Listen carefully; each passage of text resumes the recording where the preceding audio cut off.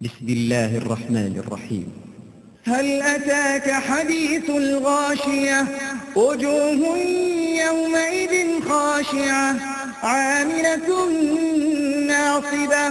تصلى نارا حامية تسقى من عين آنية ليس لهم طعام إلا من ضريع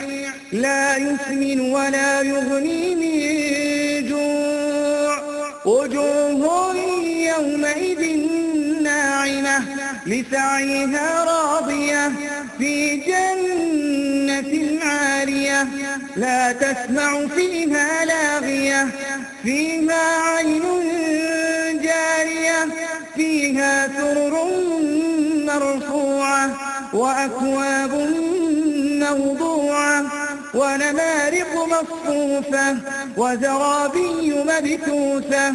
أفلا ينظرون إلى الإبل كيف خلقت أفلا ينظرون إلى الإبل كيف خلقت وإلى السماء كيف رفعت وإلى الجبال كيف نصبت وإلى الأرض كيف سطحت فذكر إنما أنت مذكر لست عليهم بمسيطر إلا من تولى وكفر فيعذبه الله العذاب الأكبر فذكر إنما